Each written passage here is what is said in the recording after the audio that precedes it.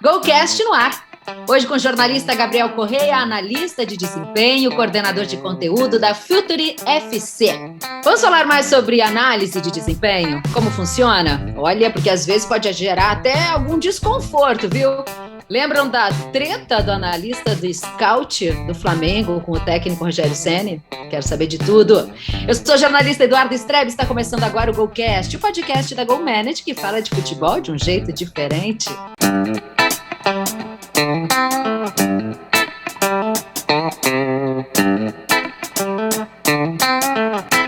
Participam com a gente o presidente da GoManage, Luiz Henrique Nunes, e também o jornalista Norton Capel. Olá, Gabriel, tudo bem com você? Como estão as coisas? Tudo bem, Dura, é um prazer primeiro estar aqui, né? Enfim, quando o Norton me chamou, eu falei assim, claro, sim, isso é um papo muito legal, porque é de um... Assim, eu saí entre aspas, da comunicação para ir um pouco mais para esse lado de análise, enfim, acho que tem muita coisa que dá para aproveitar de um para o outro, e enfim, acho que o papo vai ser muito legal. A gente também acha que vai ser muito legal. E eu queria que tu falasse mais do teu trabalho, né?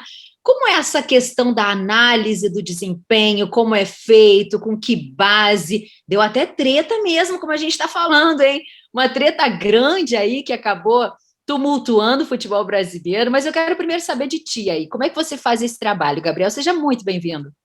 Obrigado. E sabe que é por isso que eu digo que entrou muito jornalismo e análise, porque quando eu entrei no jornalismo esportivo é aquela coisa, né? Todo mundo tem o sonho, assim, de ou ser jogador, ou enfim, não vira jogador. Eu não era um bom jogador, por isso que desisti dessa vida bem cedo, rapidamente. Fui para o jornalismo e ali, quando eu virei comentarista na Band, isso foi em 2020, mas antes já gostava de fazer as minhas análises em casa, vendo o jogo e tudo mais. Eu, particularmente, como comunicador, sempre pensei que não adiantava eu chegar no microfone e ficar falando que treinador tinha que fazer X, Y, porque eu estava falando aquilo sentadinho na minha cadeira, sem estar ali no dia a dia, e eu não podia dar com tanta convicção que o cara estava errado, porque eu sempre costumo dizer que o jogo nosso, do comentarista, a gente nunca perde, né? Eu nunca vi um comentarista perder um jogo. Ele sempre fala alguma coisa, o time dele ganhou, de todas as formas que ele diz.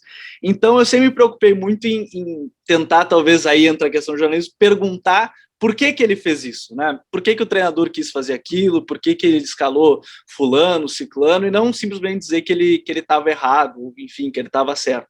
E eu acho que ali começou a abrir um pouco as portas para entender o que era análise de desempenho, né? Então, eu acho que isso já começou a me fazer buscar um pouco mais esse conhecimento, e por isso que eu acho que ajudou também na questão da comunicação, porque eu sempre me pautei muito também por me comunicar bem com isso, né? Porque não adianta eu chegar e aí usando no período da Band, ou até mesmo no Futre, né, se comunicar com um público que está chegando, um público novo, de um jeito que, enfim, as pessoas não se comunicam, as pessoas não conversam.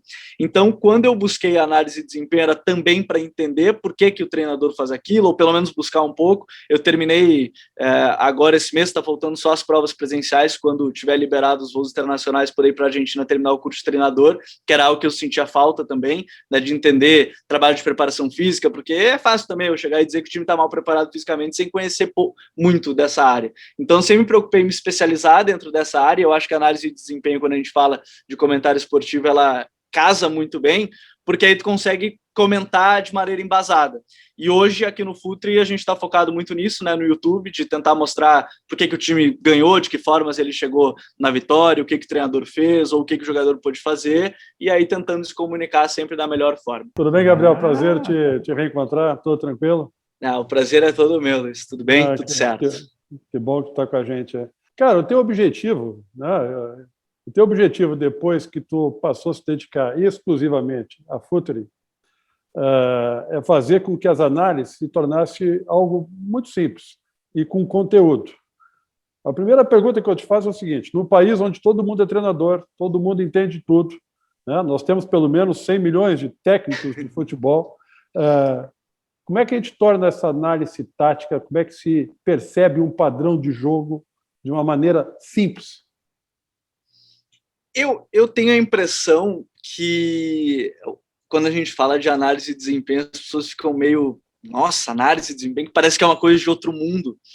E, na verdade, quando a gente começa a estudar, a gente vê que não é uma coisa de outro mundo, né? Porque, na verdade, assim, se a gente pegar num clube de futebol, analista de desempenho nada mais é do que uma pessoa como nós que gosta de futebol, vê muito jogo. A diferença é que ele vê provavelmente especificamente, se ele trabalha no Inter, no Grêmio, ou enfim, qualquer outro clube, vê especificamente do time dele. Se for o caso, né, analisa só os adversários, então vê 5, 6 jogos do mesmo time em sequência. E nada mais é, na verdade, do que tentar entender o que acontece numa equipe, né? Desde o momento que o time está saindo jogando, por que ele sai jogando daquele jeito, né? Então não é algo assim, nossa, não tem como ser, ninguém quer ser. Tanto que da mesma forma que a gente tem 200, 300 milhões de treinadores, eu acho que hoje com as redes sociais a gente tem, não nessa proporção, mas a gente tem milhares de analistas de desempenho e analistas de mercado. É o que a gente mais vê, todo mundo sabe, mesmo sem estar dentro de um clube de futebol, qual é a real situação hoje de um clube de futebol, e diz que tem todas as soluções para aquele clube, e às vezes nem está dentro do clube. Mas eu acho que de maneira simples, assim, nada mais é do que focar no jogo. Eu já cansei de ver as pessoas e hoje eu acho que tem, porque quando a gente está no computador, celular, a gente não presta atenção muito no jogo, né? Eu tento me desligar quando eu vou ver algum jogo, eu tento, sim, é difícil, é muito difícil deixar o celular longe ou tentar deixar o computador longe, porque às vezes tu começa a olhar uma mensagem, tu passou 5 minutos olhando aquela mensagem, enquanto tu vê, tu perdeu um gol, tu perdeu várias coisas, uma sessão de coisas numa partida. Então, na verdade, nada mais é análise que um cara que vai ficar ali muito tempo focado numa equipe, por que ele tá saindo daquele jeito, ele vai entender, aquele jogador é bom nisso, e ele também tem que perceber isso, porque encontrar jogador bom também numa equipe é fácil, o problema é você encontrar os erros desse jogador, né? Como entender o que ele erra, porque todo mundo consegue identificar que o jogador é bom, né? O jogador bom todo mundo já viu, mas o que ele tem de ruim, né? Se a gente está falando de análise de desempenho, e se você analisa o adversário, você vai ver, esse time tem muitos jogadores bons, mas o que ele tem de ruim? O que eu posso aproveitar? O que tem de errado aqui? E às vezes não é porque o treinador quer, né? Nenhum treinador chega e fala assim, não, hoje eu quero que vocês errem bastante passe. Mas por que esse time erra bastante passe? Então, são esses pequenos detalhes que eu acho que o analista de desempenho foca muito. São pequenos detalhes, na verdade, que fazem o jogo, né? O jogo é uma sucessão de escolhas, de movimentos, de detalhes que, enfim, decidem uma partida. Pode ser um passe 2 metros a mais, pode significar um lançamento bom, como pode significar um passe para o zagueiro. 30 centímetros pode significar um impedimento ou não, ou um passe certo, ou um passe errado. Então, ver esses pequenos detalhes, eu acho que é um dos grandes focos do analista de desempenho, ver o que acontece, por que acontece. Eu acho que essas são as perguntas que a gente acaba fazendo quando a gente está analisando o jogo. Gabriel, Norton Capel, falo aqui de Porto Alegre, prazer em recebê-lo aqui no Golcast. Na verdade, quando a gente fala dessa questão de analista de desempenho, é um novo mercado dentro do futebol. Os clubes passaram a apostar muito fortemente neste profissional. Isso é até tema de campanha política, isso é usado de várias formas, com vários nomes, né? Cada clube lá tem o seu nome para designar quem faz esse tipo de análise. A gente também tem análise de desempenho do time em campo, e muitas vezes análise baseada em dados até para mudar o jeito de jogar durante uma partida, e também tem a questão de análise de desempenho para contratação de jogadores, uma série de coisas. Tu podes explicar para nós, assim, para o nosso ouvinte, para o nosso espectador, como é essa divisão hoje nos clubes e essa função especificamente tão hoje valorizada nos clubes, a questão da análise de desempenho? O analista de desempenho, na verdade, até acho que ele já tem assim, alguns anos a mais do que o analista de mercado hoje. O analista de mercado se tornou talvez uma peça-chave em muitos clubes, né? Algumas empresas, inclusive, terceirizam esse trabalho, né? Hoje, por exemplo, a gente trabalha com o Ceará e com o Botafogo, e são 2 clubes que hoje não têm internamente um trabalho de análise de mercado, mas a gente disponibiliza esse serviço, né, mapeando jogadores no Brasil, na América do Sul, enfim. Então, a grande diferença, na verdade, é que o analista de desempenho, ele olha o todo, né, ele vai olhar o time. É claro que quando ele está olhando um time, ele vai olhar, esse jogador aqui, de repente, pode encaixar na nossa equipe. Mas hoje dá para dizer que são coisas muito diferentes, porque quando a gente fala do analista de mercado, o analista de mercado, ele muitas vezes, se eu der um exemplo, eu vou pegar e olhar algum jogo mais recente, eu vou olhar um clássico Grenal. Eu vou olhar esse clássico, mas, por exemplo, o analista de desempenho vai ver o jogo todo. né? Ele vai tentar entender o que aconteceu com os times.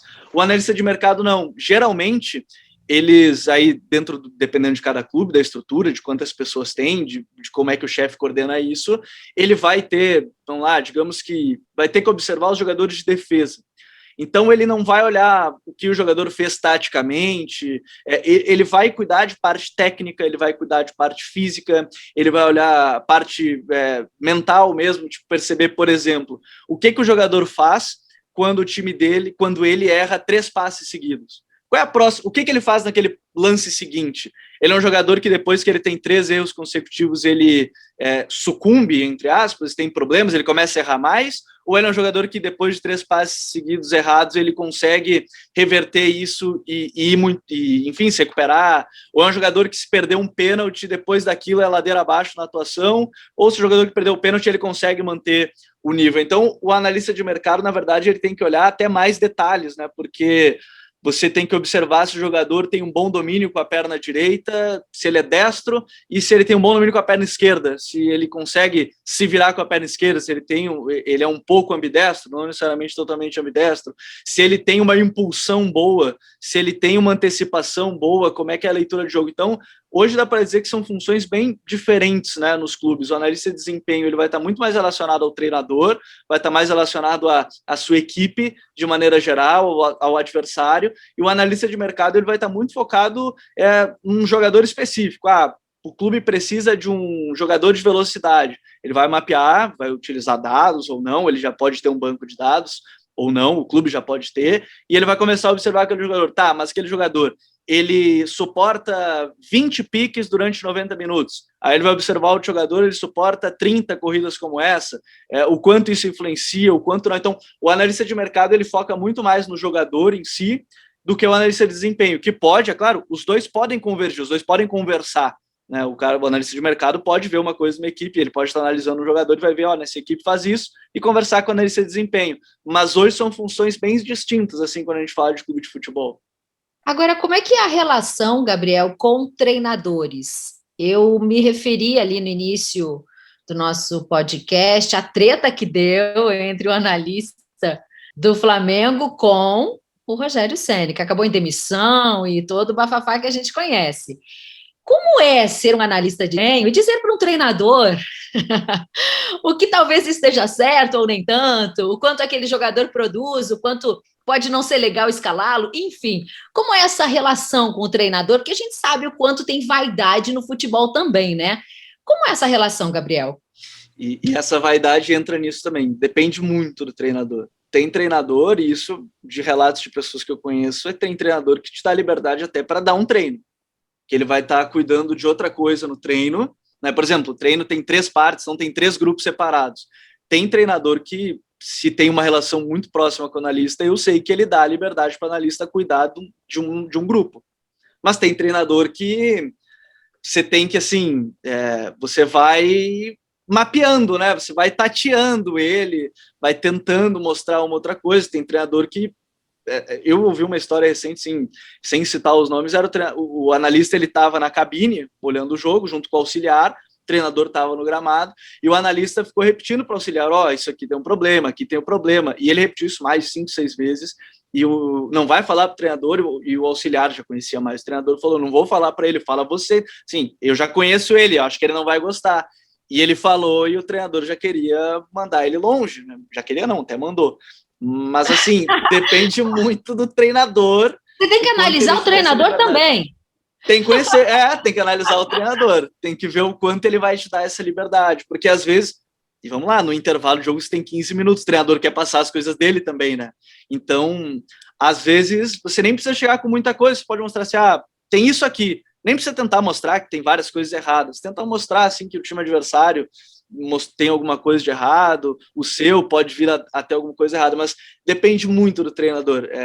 Você pode ser o cara que ele vai confiar de olhos fechados e se você disser que tem que mudar 2, 3 jogadores para ganhar o jogo, ele vai mudar os 2, 3 jogadores. Tem outro que depende da relação também, de quanto ele vai levar, assim, da forma que você chega, né? Se você chegar dizendo que está tudo errado, eu duvido o treinador chegar e de boa.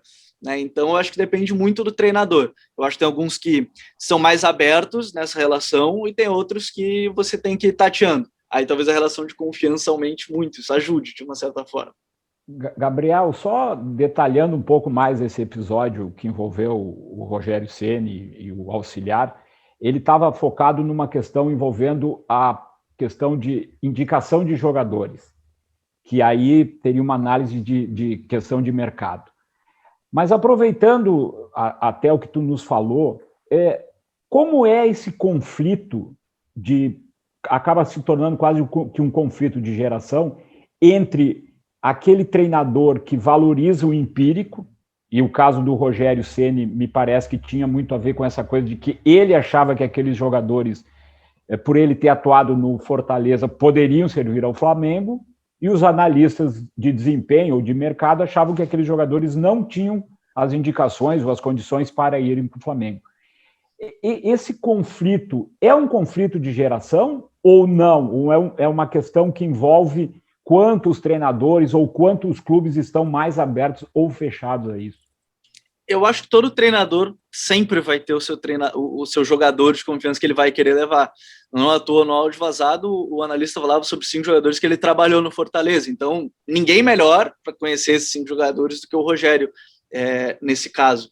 Mas eu acho que nenhum departamento ele tem assim 100% de unanimidade, né? Eu acho que, e até é ruim, eu acho que se tiver unanimidade, né, numa equipe assim de análise, porque se todo mundo olhar um jogador e concordar, eu sempre fico com o pé atrás. Eu sei que o cara seja um extra classe, acima da média, todo mundo concordar com tudo, eu acho sempre muito estranho. Eu acho que é sempre bom ter essas vozes divergentes.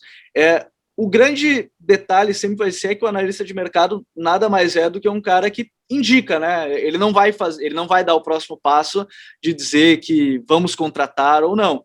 Ele vai te dar uma lista de sugestões que, de acordo com o que você precisa ou não.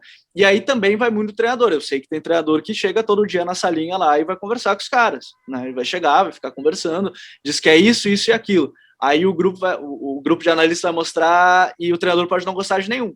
Aí, enfim, talvez isso nem tenha muito o que se fazer, porque se o treinador sente que e aí você tem que ter o poder de convencimento, aí vai também do analista conseguir convencer ele de que, não vai funcionar por X, Y, Z, e o treinador eles vão debater, e eu acho que o debate saudável ele sempre vai ser muito importante quando a gente fala de contratar, porque ainda mais quando a gente fala de negociações que às vezes giram milhões, né, giram salários altos, você não pode errar, né? Você tem que ser bastante assertivo, ou pelo menos errar o mínimo possível, porque não errar é muito impossível, né? Pode ser o caso de um jogador chegar aqui no Brasil, jogador estrangeiro, não se adaptar ao país. Isso, eu lembro que eu não gostava muito quando falava que o jogador chegava num país e sentia falta do arroz e feijão, mas é verdade.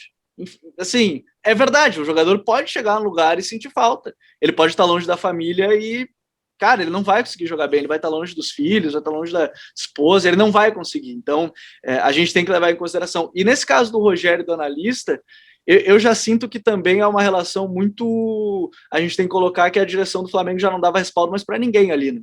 Então, começou esse bafafá de todos os lados, ninguém mais se importava, né? Num dia saiu matéria que o analista errou, né, num slide que botou Jeromel e Kahneman falando do esporte, mas enfim, era um slide de sei lá quantos, ninguém sabe, né? Trataram como erro, mas às vezes é um Ctrl-C, Ctrl-V de 60 slides e ele errou um, né? A gente não sabe. E aí vaza o áudio, então assim, talvez haja muito isso também dessa divergência. E o Rogério, pelo menos que eu conheço, que eu já ouvi, eu acho que ele também gosta muito de ter para isso, né, de indicar os seus jogadores, e aí também vai de novo da relação do que o treinador gosta ou não. Gabriel, vamos a Brasília novamente. Vamos a Brasília. Temos um novo bordão no programa. Vamos a Brasília. Estamos nos batendo aqui direto, então vamos a Brasília. O Gabriel fala algumas palavras e eu peguei uma questão de respaldo, né? Eu acho que respaldo é importante. Respaldo, profissionalismo, né? Não cabe. A gente sabe que tem muita vaidade no futebol, em todas as áreas, mas não cabe vaidade, não deveria caber vaidade nisso, né? A questão, quem é o analista de desempenho? não é o treinador. Claro que o treinador tem conhecimento, tem bagagem e pode fazer boas análises.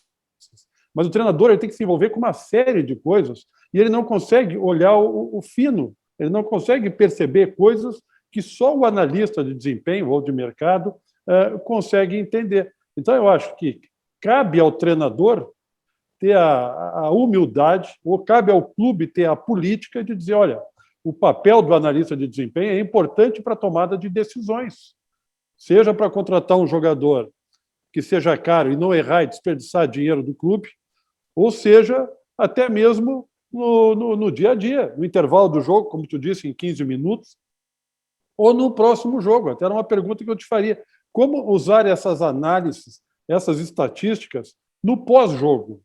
No pós-jogo, e como isso interfere para a escolha tática, a escolha da escalação, da maneira de jogar a próxima partida.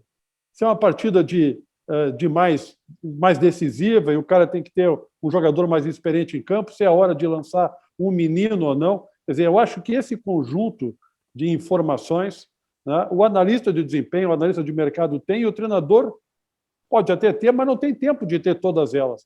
O cara deveria ter, né, o clube deveria ter a política de sempre colocar a questão do analista de desempenho na mesa. E o treinador bom é aquele que dá ouvidos a isso e toma a sua decisão. Essa é a minha opinião. Agora, não sei se isso rola em que percentual dos clubes brasileiros isso acontece de fato.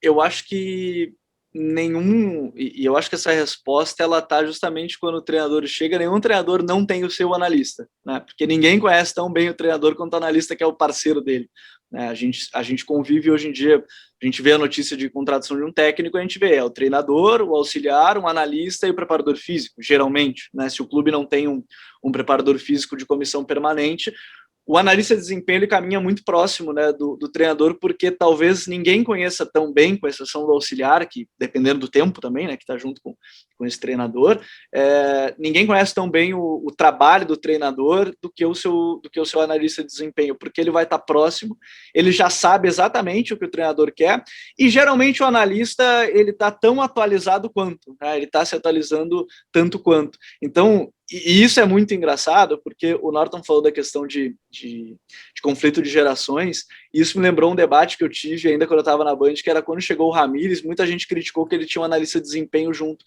e eu fiquei pensando, por que ninguém criticou quando o Abel chegou e ele também tinha um analista de desempenho junto? Aí é a crítica ao novo, aí é a crítica de debate de geração, porque o Abel também chegou com um analista de desempenho junto. A única diferença, eu acho, que do Ramírez é que ele tinha mais um profissional junto com ele, mas assim, ele tinha um analista, ele tinha um auxiliar, ele tinha um preparador físico. Tudo que qualquer comissão técnica hoje tem, né, de um treinador.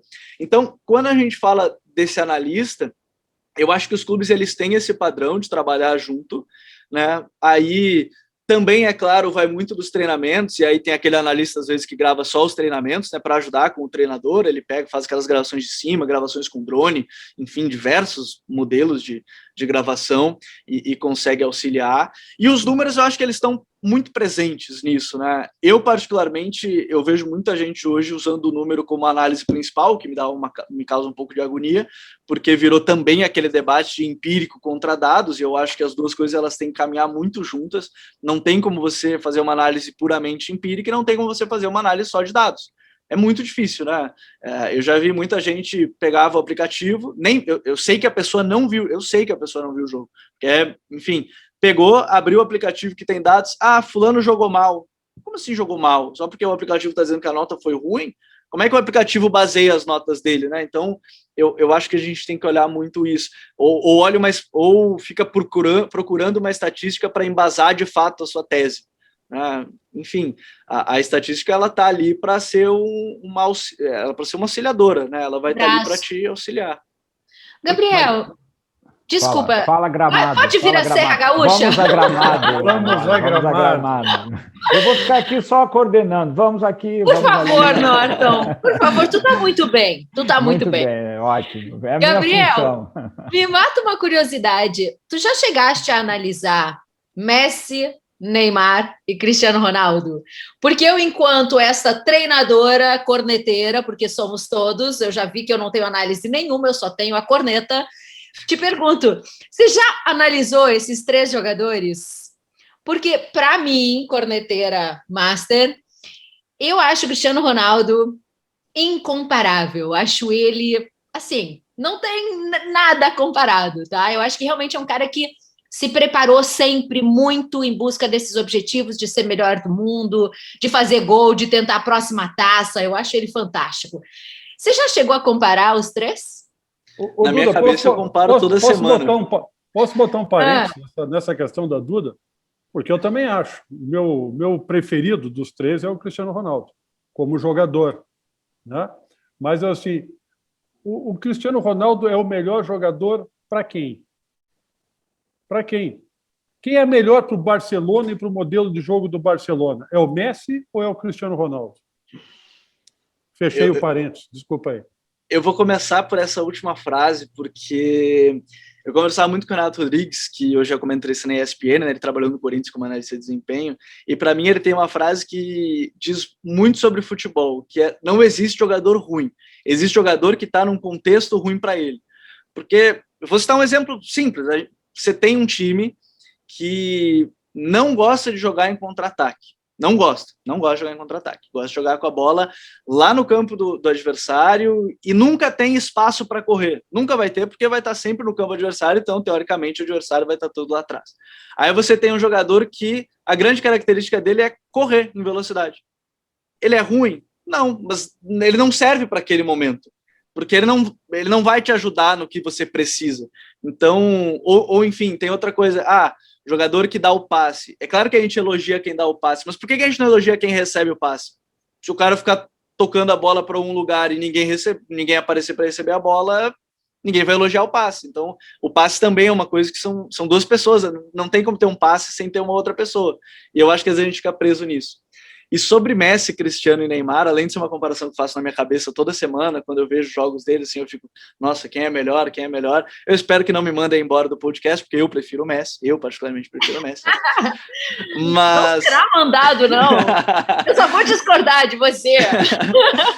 Mas eu acho que é muito isso, assim, para quem é? Você está olhando o Messi para o Barcelona, você está olhando o Cristiano para a Juventus, para o Real Madrid, porque eu, particularmente, aí olhando algumas outras estatísticas mesmo, ou do jogo, eu acho que o Messi participa mais da partida, mas isso não significa que o Cristiano Ronaldo não participe, porque ele participa de outras formas. O Messi participa tocando na bola, pode ser que você vai ver o Messi tocando na bola toda hora, vai buscar a bola lá na zaga, vai fazer essas coisas, o Cristiano Ronaldo não. Mas o Cristiano Ronaldo vai estar lá dentro da área, que é o que ele quer, e ele mudou muito, né? Ele virou esse cara que está sempre dentro da área para fazer os gols. Eu não tenho como negar que o Cristiano Ronaldo é um cara que tem sido decisivo desde que ele saiu do Manchester. Ele já era decisivo, mas ele virou mais decisivo na equipe do Real Madrid. Na Juventus ele tem um contexto, uma equipe no entorno que é boa, mas talvez não seja tão boa assim.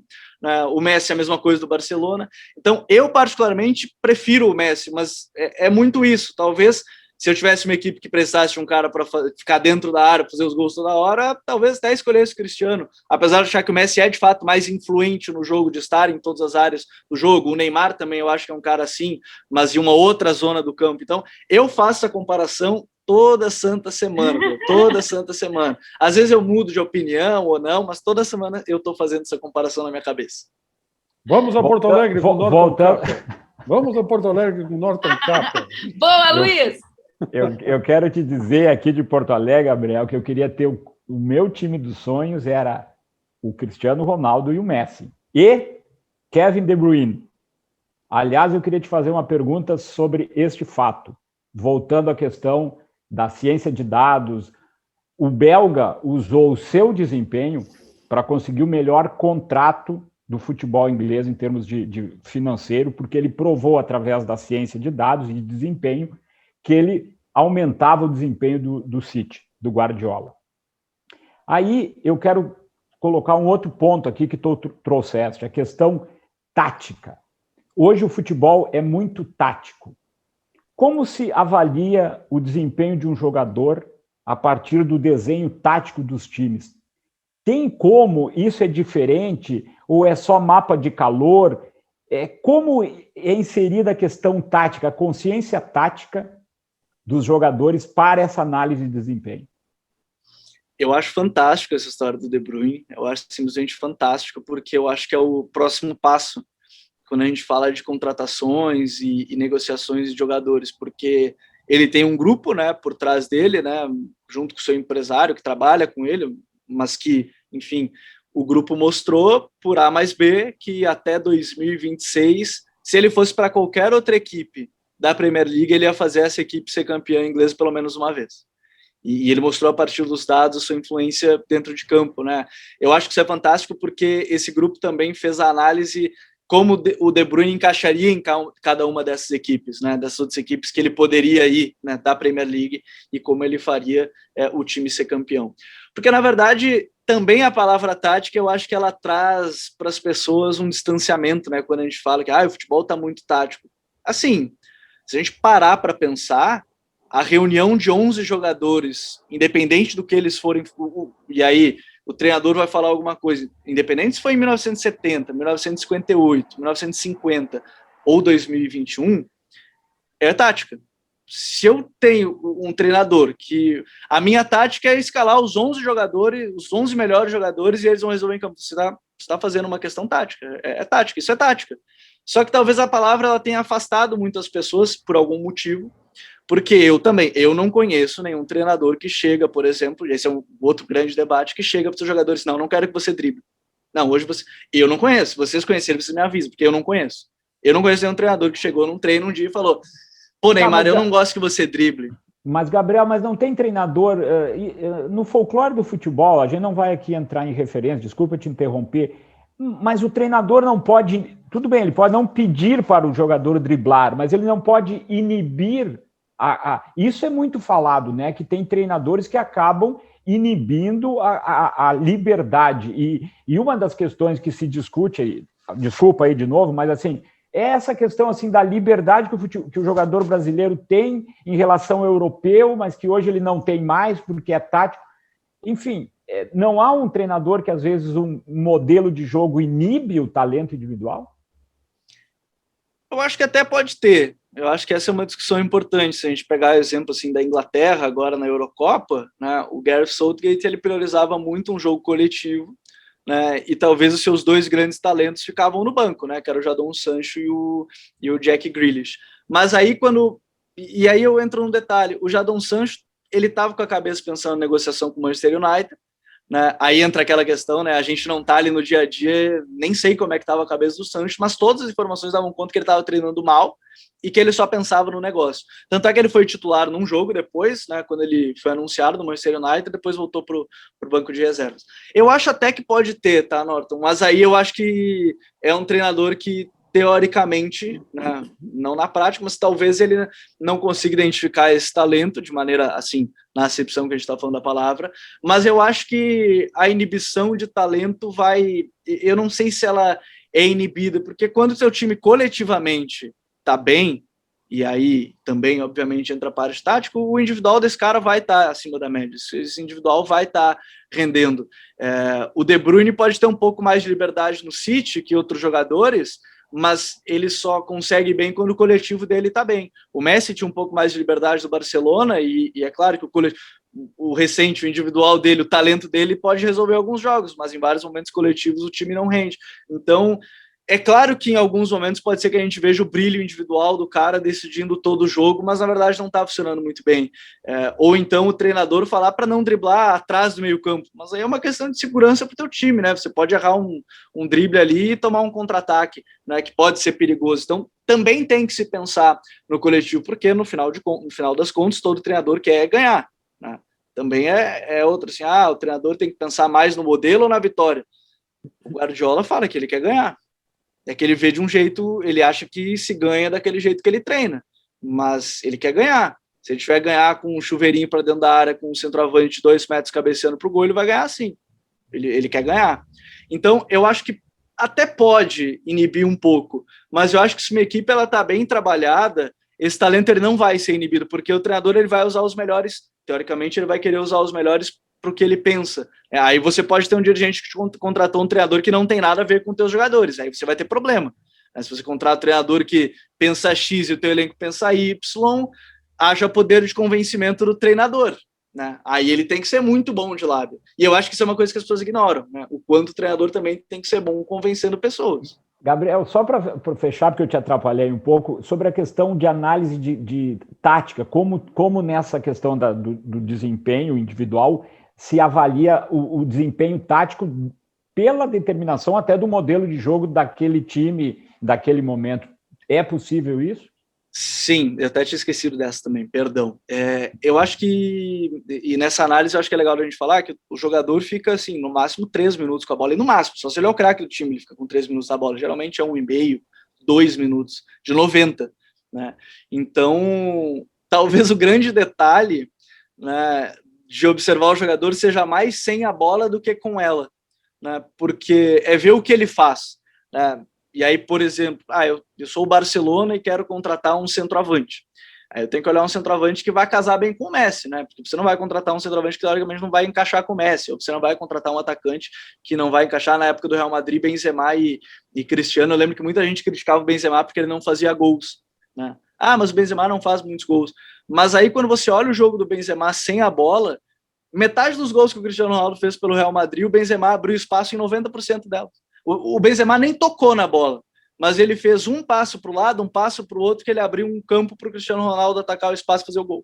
Então, quando a gente olha, de novo, entrando naqueles detalhes, né? Às vezes a gente nem olha, a gente olha muito quem está com a bola. E é uma coisa que eu reclamo muito, que obviamente é uma briga que eu já fui vencido, que é câmera de transmissão.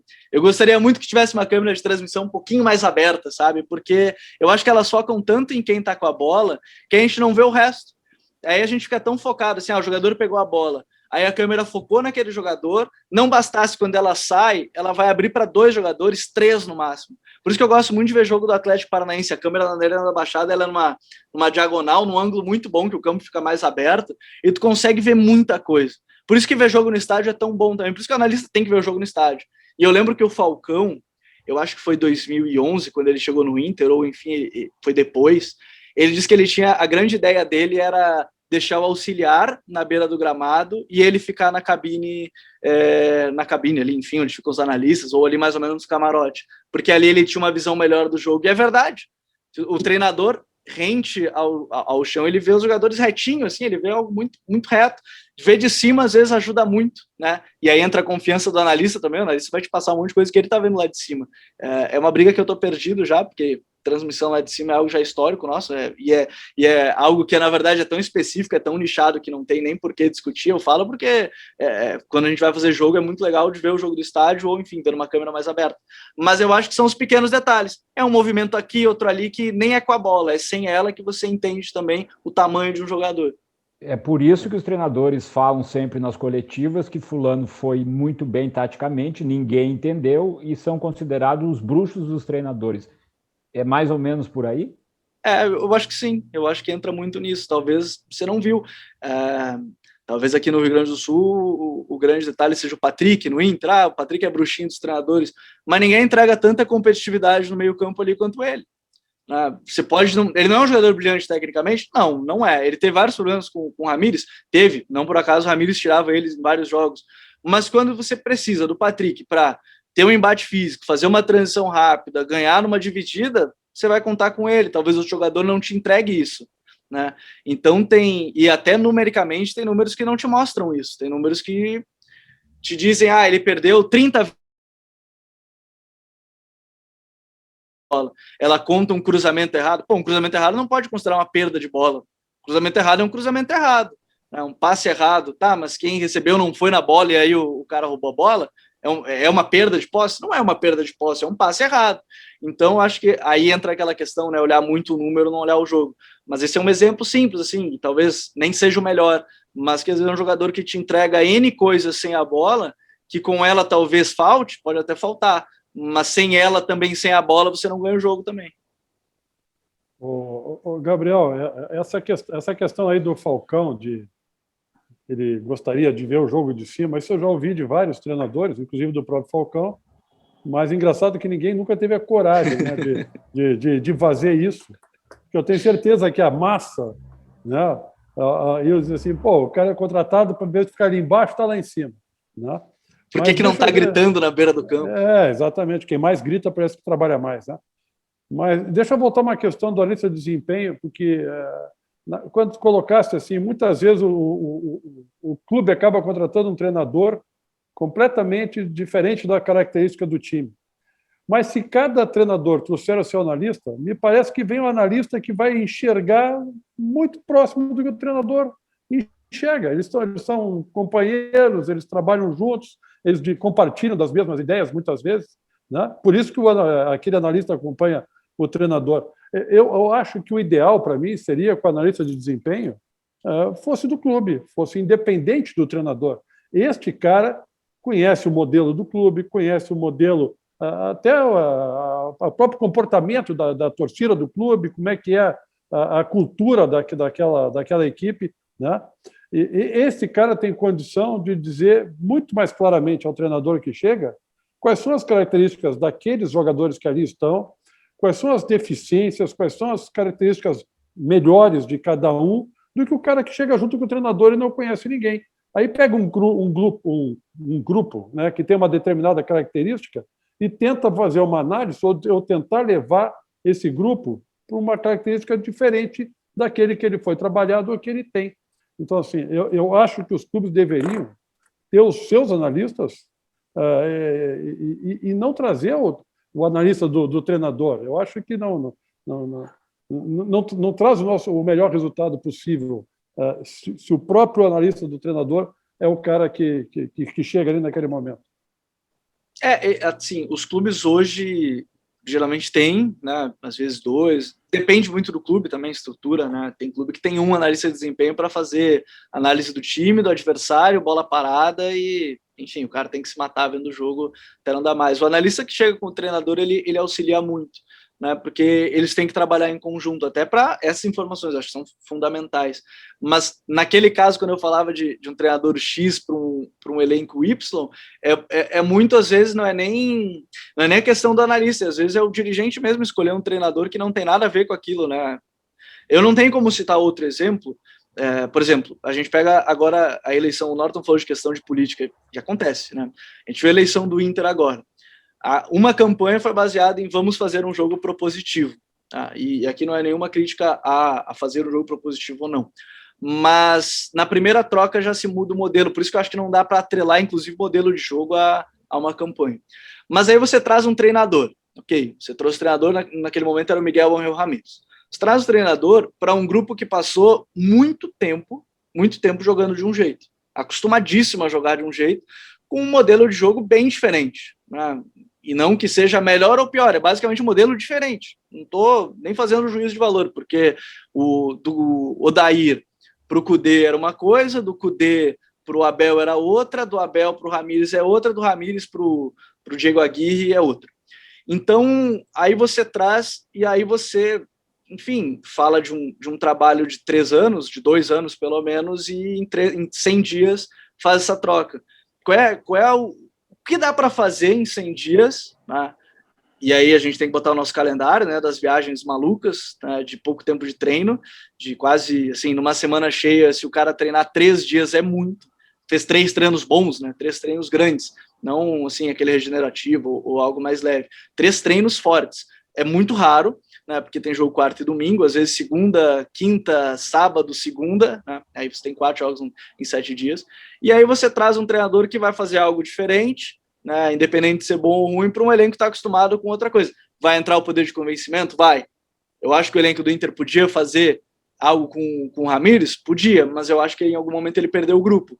E aí perder o grupo também depende do treinador. Por que o Kudê deu tão certo? Porque o Kudê era aquela corda esticada, né? O Inter, ele vive um momento que era aquela coisa de ou um treinador corda esticada ao máximo, que era o Kudê na beira do gramado, ou o Abel, que consegue lidar muito bem com qualquer grupo. Se bota o Abel em qualquer grupo, ele vai conseguir lidar com as pessoas ali e essa gestão. Então, entender que você tem, sei lá, você quer um jogo que você não tem nenhum ponta no elenco, você não tem nenhum atacante de lado, driblador, e você traz um treinador que joga com 2, você não tem muito o que fazer, né? Como é que você vai cobrar o treinador se você não tem nenhum? Então, eu acho que aí vai também de quem escolhe os treinadores conversar com os analistas, né? Pô, Quem é que é o melhor treinador? Porque os analistas também têm listas de treinadores como eles jogam, né? Se eles estão analisando equipes, eles têm mais ou menos quem treina aquelas equipes.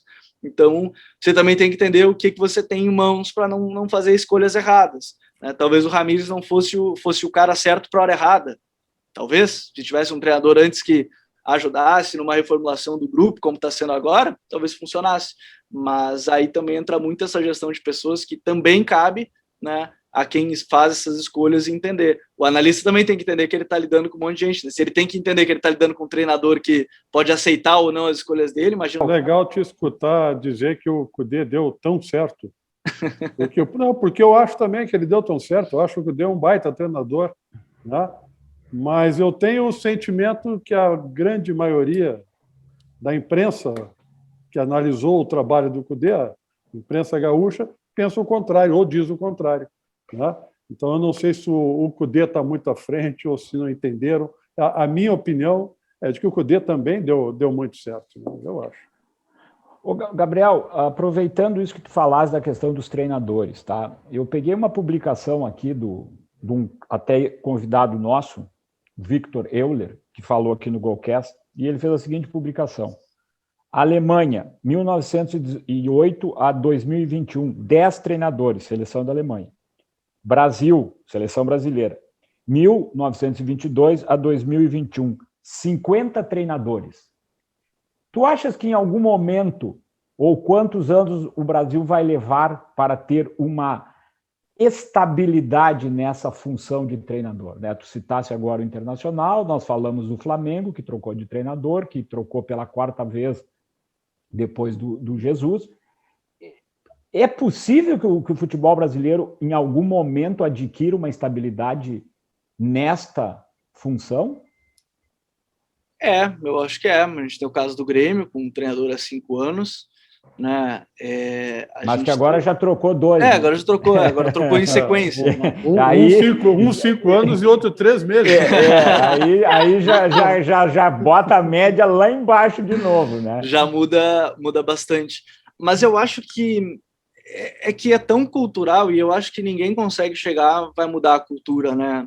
Porque mais do que outros lugares, a nossa cultura é ainda mais baseada em resultados, e como eu disse, todo mundo quer ganhar, é óbvio que todo mundo quer ganhar. Se alguém me disser que, não, eu vou chegar no clube e estou pensando aqui em perder alguns jogos, vou perder aqui, ali, depois eu penso em ganhar.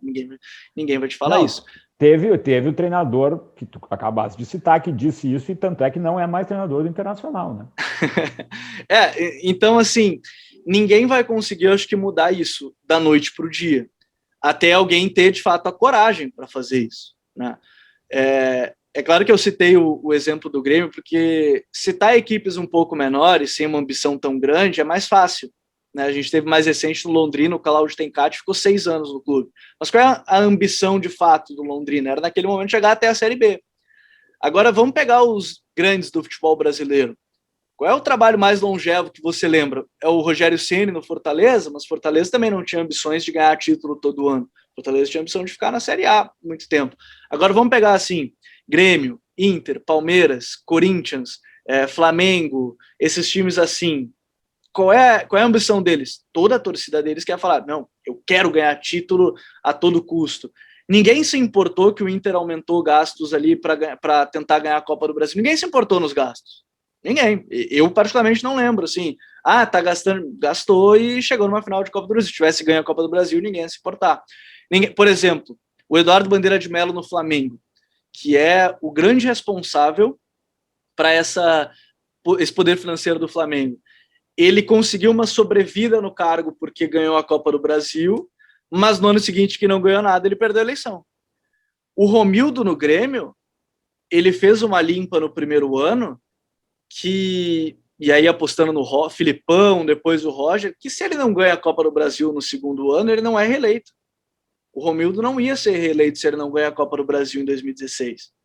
E aí ele ganha a Libertadores ainda em 2017. Né? Então, são casos que eu duvido, sinceramente, conhecendo muito a nossa cultura, e eu acho que é difícil mudar, então não é uma crítica à cultura, porque é nossa, um treinador durar mais do que 2 anos sem ganhar absolutamente nenhum título. O Abel Ferreira foi criticado porque perdeu o Campeonato Paulista e a Recopa Sul-Americana.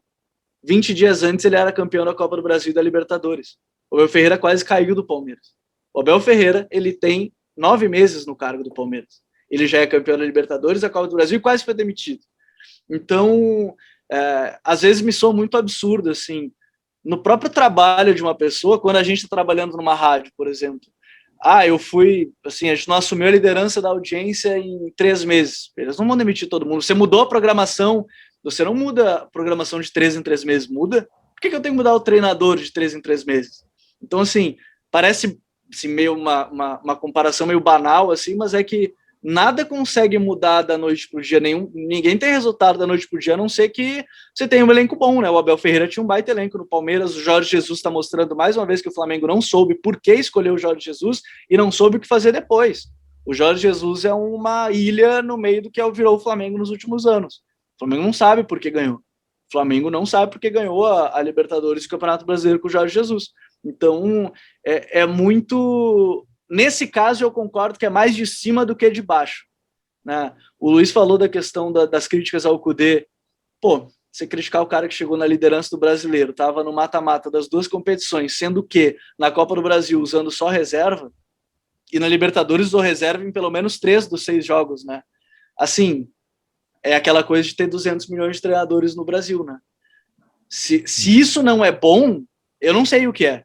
Porque assim, o elenco do Inter a gente está vendo agora, não é mil maravilhas. E era líder do Brasileiro.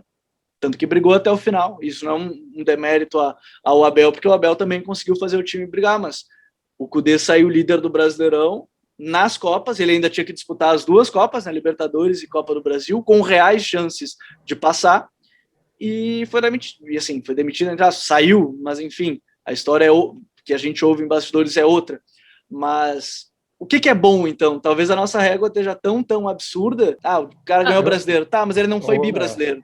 Ele ganhou a Libertadores. Mas ele não é bi da Libertadores. Ô, Gabriel, eu tinha esperança que a tua resposta fosse outra, mas eu tenho que concordar contigo. Eu acho que nós nunca vamos superar essa nossa incapacidade ou propensão a não ter estabilidade no futebol. Acho que concordo contigo, é uma questão cultural, arraigada, e que também não vai mudar. Ô Gabriel, o teu foco de análise é em times brasileiros, estou correto? Sim, atualmente eu olho mais time brasileiro, sim. E ao mesmo tempo, tu está te formando, praticamente formado já pela ATFA, né? Associação dos Treinadores de Futebol da Argentina, que é uma super escola, tá? Entre as melhores do mundo, junto com a própria portuguesa, né? Como é que nós estamos em relação... não vou nem perguntar em relação às grandes equipes da Europa, mas em relação ao próprio vizinho, a própria Argentina, né? Nas questões táticas, nas questões de padrão de jogo, do fundamento do jogo, da tática do jogo, né? Como é que tu vê o Brasil em relação a isso?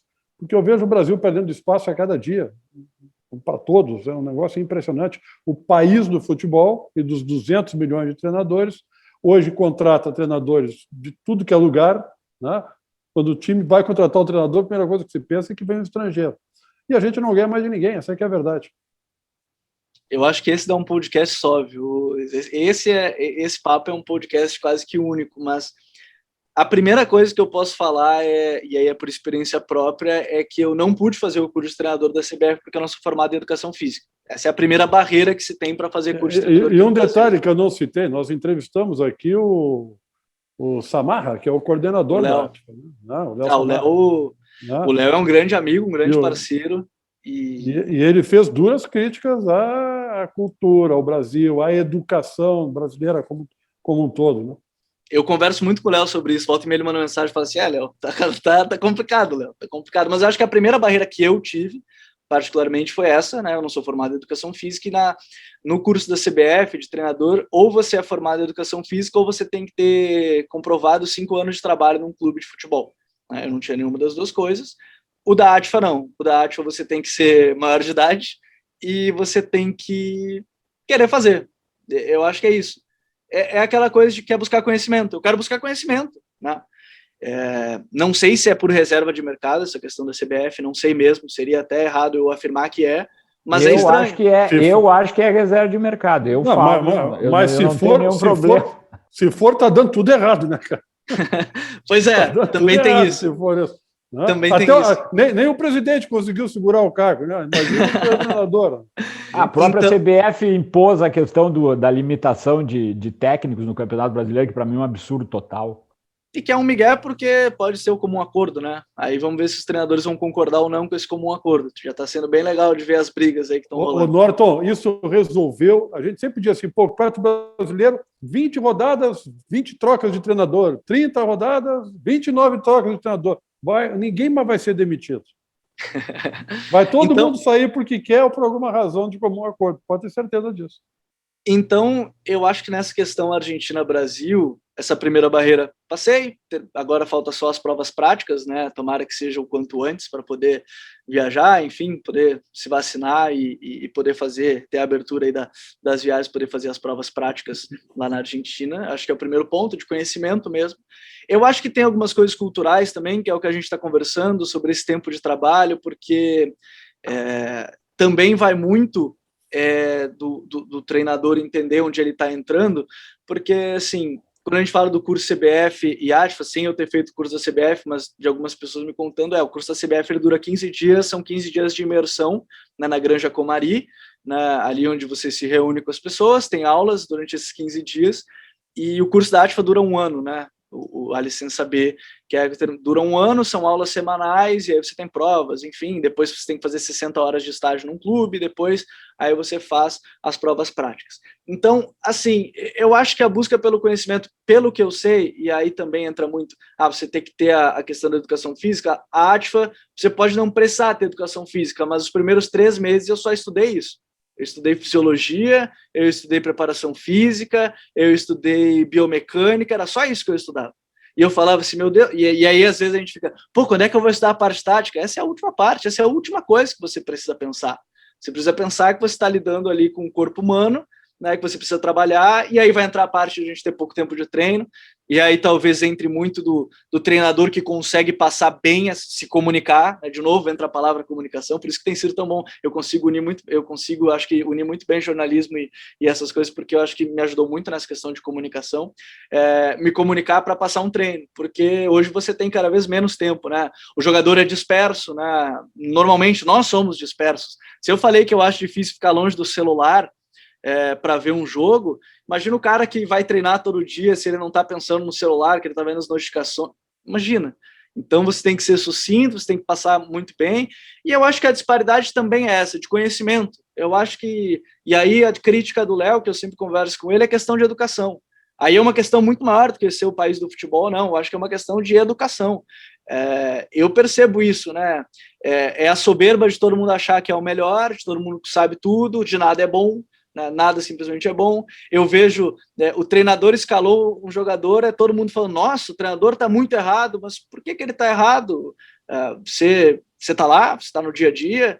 Por isso que eu, particularmente, aí é uma coisa minha, eu não gosto de, por exemplo, analisar a escalação antes de começar o jogo.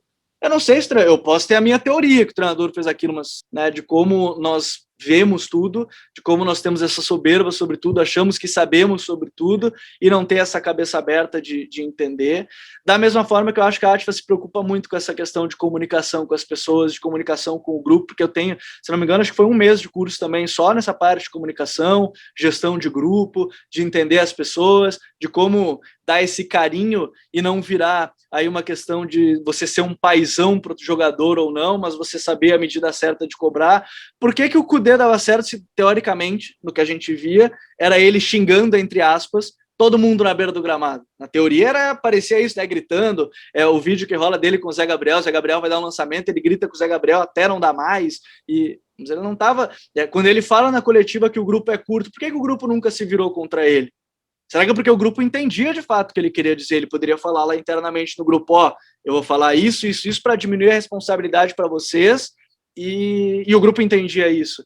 E por que outros treinadores que têm esse conhecimento não conseguem? Né? Por que teoricamente, às vezes, a gente vê treinador jovem aqui no Brasil que tem muita bagagem, mas não consegue lidar com o grupo? Será que ele consegue se comunicar bem ou não? Será que ele se preocupa com isso ou não? Será que ele só quer impor e não consegue abrir mão de algumas coisas? Eu acho que o Ramires teve esse problema, e nem é brasileiro, é espanhol. Eu acho que ele teve algum problema de abrir mão de uma ou outra coisa dentro do que ele pensava como futebol.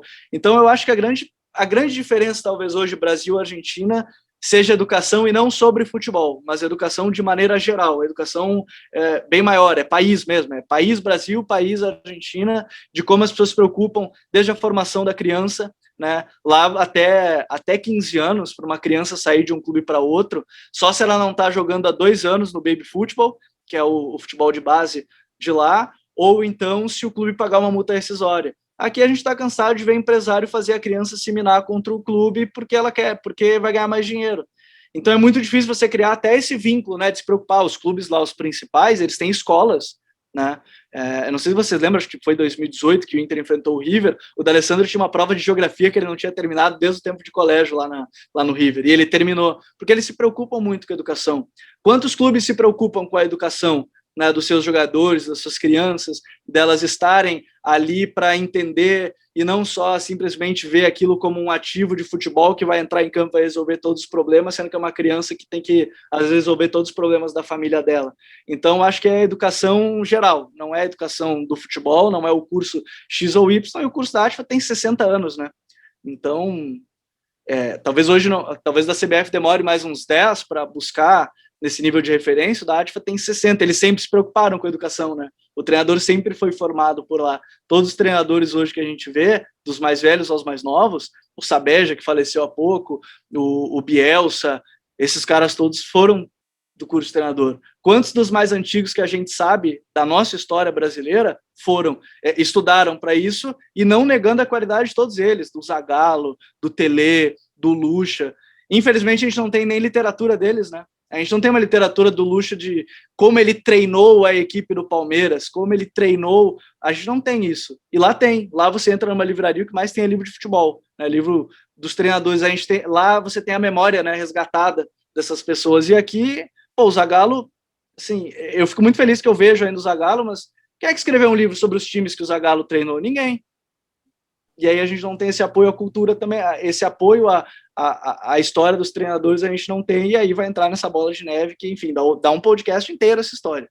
Muito bem, fica a pergunta, bola para cima, e eu estou pensando, enquanto a gente tem que encerrar aqui esse Golcast, eu estou pensando se já analisaram o VAR, porque você falou aí do título do Internacional, que quase veio com Abelão, e eu já fiquei nervosa, e fiquei pensando se a gente podia analisar o VAR. Gente, foi um prazer, Gabriel, conversar contigo, aprender contigo também. Sucesso para você, foi muito bacana. Agradeço aí em nome dos meus companheiros a tua participação. Eu que agradeço. A Duda sempre foi minha referência também quando eu entrei no jornalismo, isso é um fato. Agora eu deixei para o final para falar, não falei no início, senão a gente entrar de salto alto já aqui no programa. Brincadeira. Queria agradecer de novo o convite, foi muito legal, muito legal. Falar sobre futebol a gente fica falando 2, 3 horas assim e vai, né? A gente nem percebe. Então, espero que tenha sido muito legal para quem ouviu, né? Para quem quiser, enfim, conversar sobre, eu estou sempre à disposição nas redes sociais lá para conversar sobre futebol e tudo mais. A gente está lá, é só @Gabriel Correia, então é muito fácil de achar lá no Twitter, que é onde eu mais participo. Mas obrigado de novo pelo convite, espero que todo mundo tenha gostado. Obrigada a você. Esse foi o nosso Golcast, o podcast da GoManage, que fala de futebol de um jeito diferente. Já se inscreveu no nosso canal? Corre lá e a gente se vê.